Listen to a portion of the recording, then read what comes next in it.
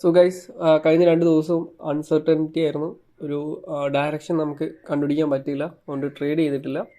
അപ്പോൾ ഇന്ന് നമ്മളൊരു ട്രേഡ് എടുത്തിട്ടുണ്ട്. 40 ക്വാണ്ടിറ്റി ഷോർട്ട് ചെയ്ത ലെവല് 5903 ആണ്. ഓക്കെ, അപ്പോൾ നിങ്ങൾക്ക് കാണാം ഒരു ട്രെൻഡ് ലൈൻ ബ്രേക്ക് ഉണ്ട്. ആ ബ്രേക്ക് ചെയ്തിട്ട് ഒരു റീടെസ്റ്റിലാണ് നമ്മൾ ഷോർട്ട് ചെയ്തത്. ഇപ്പോൾ ഏതാണ്ട് 400 രൂപയ്ക്ക് അടുപ്പിച്ച് പ്രോഫിറ്റ് റണ്ണിങ് ആണ്. സ്റ്റോപ്പ് ലോസ് 50 പോയിൻ്റ് ആണ്. ടാർഗറ്റ് എഗെയിൻസ്റ്റ് നമ്മൾ 100 പോയിൻ്റാണ് നോക്കുന്നത്. ഓക്കെ, സോ 1:2 ആണ് നോക്കുന്നത്. ഇപ്പോൾ ഏതാണ്ട് കോസ്റ്റിൻ്റെ അടുത്താണ്. സോ ഒരു നല്ല ഫോളോ വരുന്നുണ്ട്. 1000 രൂപയ്ക്ക് മേലെ പ്രോഫിറ്റ് റണ്ണിങ് ആണ്. ഓക്കെ, അപ്പോൾ ഈ ഒരു ട്രേഡ് നേരത്തെ പറഞ്ഞ പോലെ 1:2 ആണ് നോക്കുന്നത്. അപ്പോൾ എനിക്ക് ഈ ഒരു ട്രേഡിൽ സ്റ്റോപ്പ് ലോസ് ഇട്ടായാൽ 2000 രൂപ ലോസ് വരും. അതുപോലെ തന്നെ ടാർഗറ്റ് ഇട്ടാവുകയാണെങ്കിൽ 4000 രൂപ പ്രോഫിറ്റ് കിട്ടും. സോ ഇപ്പോൾ 1:1 മേലെയായി. എൻ്റെ റിസ്ക് ഇവിടെ കവർ ആയിട്ടുണ്ട്. 1% ഫോളോ വന്നിട്ടുണ്ട്. 2500 രൂപയ്ക്ക് അടുപ്പിച്ച് പ്രോഫിറ്റ്. സോ ഇന്നലെ ഞാൻ ട്രേഡ് ചെയ്തത്, ഈ ആഴ്ച 2 ദിവസം മൺഡേ ട്യൂസ്ഡേ ഞാൻ ട്രേഡ് ചെയ്തിട്ടില്ല. എന്തുകൊണ്ടാണെന്ന് ഞാൻ എക്സ്പ്ലെയിൻ ചെയ്യാം. ഡെയിലി ടൈം ഫ്രെയിം നോക്കുകയാണെങ്കിൽ ഇത് മൺഡേ ആണ്. ഓക്കെ, മൺഡേ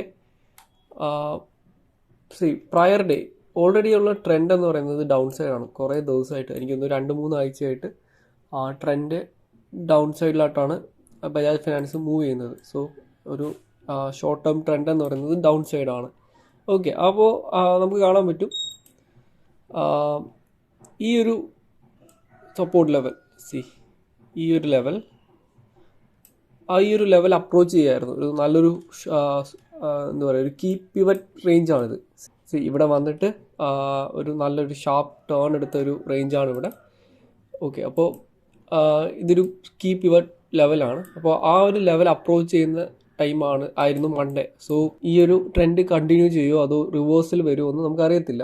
ഒരു അൺസർട്ടനിറ്റിയാണ് ഇവിടെ നടക്കുന്നത്. സോ അതുപോലെ തന്നെ ഇപ്പം നമുക്ക് എന്തായാലും ഡൗൺ സൈഡ് പോകുന്ന ഒരു മാർക്കറ്റിൽ എനിക്ക് ബൈ ചെയ്യാൻ താല്പര്യമില്ല. കാരണം നിഫ്റ്റിയും നല്ല രീതിയിൽ ബെയറിഷ് ആയിരുന്നു. സോ അല്ലെങ്കിൽ നമുക്കൊരു റിവേഴ്സൽ ട്രേഡ് നോക്കാം.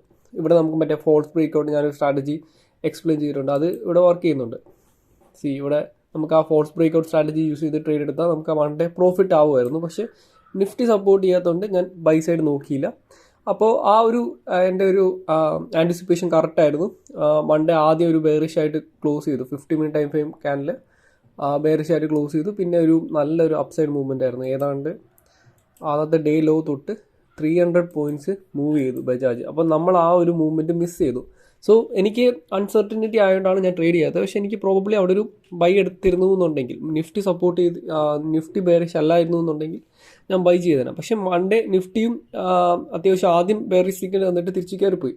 സോ അതൊരു വേറെ സ്റ്റോറിയാണ്. അപ്പോൾ എന്തായാലും അതുകൊണ്ടാണ് ഞാൻ മൺഡേ ട്രേഡ് ചെയ്യാത്തത്. അതുപോലെ തന്നെ ട്യൂസ്ഡേ നോക്കുക, ഇത് ഇന്നലെയാണ്.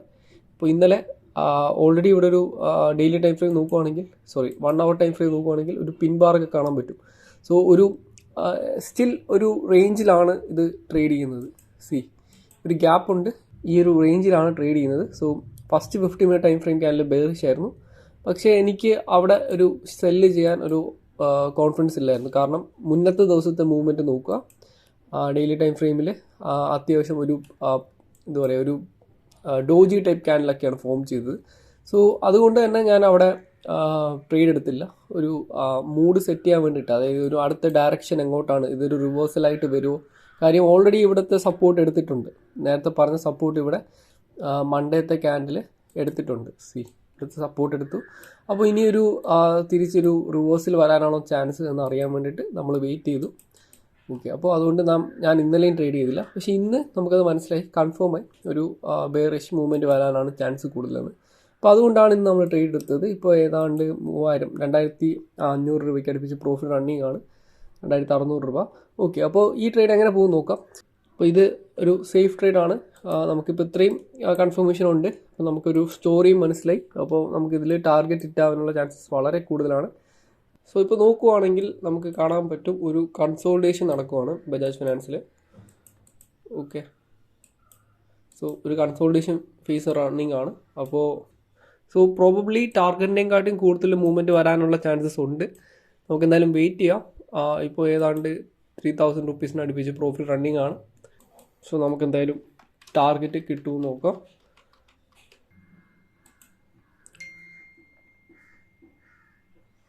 ഓക്കെ, അങ്ങനെ 5240 രൂപ പ്രോഫിറ്റ് കിട്ടിയിട്ടുണ്ട്. സോ നമ്മൾ എക്സ്പെക്റ്റ് ചെയ്ത പോലെ തന്നെ നമ്മുടെ ടാർഗറ്റിൽ നിന്നും ഫോളോ വന്നു. നമ്മൾ എക്സിറ്റ് ആയത് 72-ലാണ്. ഓക്കെ, സോ 1:2.5 നമുക്ക് റിസ്ക് റിവാർഡ് ഇവിടെ കിട്ടി. ഓക്കെ, അപ്പോൾ നമുക്ക് 1:2 കാട്ടിയും കിട്ടി. നല്ലൊരു ട്രേഡായിരുന്നു. അപ്പോൾ ഇനിയും ഫോളോ വരാൻ ചാൻസ് ഉണ്ട്. എന്തായാലും നമുക്ക് വേണ്ട, നമ്മൾ ഗ്രീഡി ആവുന്നില്ല. നമുക്ക് കിട്ടിയ പ്രോഫിറ്റ് നമ്മൾ ഹാപ്പിയാണ്. ഇപ്പോൾ പ്രതീക്ഷയെക്കാട്ടി കൂടുതൽ പ്രോഫിറ്റ് ഇന്നും കിട്ടിയിട്ടുണ്ട്. 5240 രൂപ പ്രോഫിറ്റ്. അപ്പോൾ നമുക്ക് എല്ലാ ദിവസവും ട്രേഡ് ചെയ്യേണ്ട ആവശ്യമില്ല. നമുക്ക് ക്ലിയർ ആയിട്ട് ഒരു മോർ ദാൻ 70% എങ്കിലും നമുക്കൊരു കൺഫർമേഷൻ ഉണ്ടെങ്കിൽ മാത്രം ട്രേഡ് ചെയ്യുന്നതാണ് ഏറ്റവും ബെസ്റ്റ്. അപ്പോൾ ഞാൻ എപ്പോഴും പറയുന്ന പോലെ എല്ലാ ദിവസവും പ്രോഫിറ്റ് ഉണ്ടാക്കാൻ പറ്റത്തില്ല.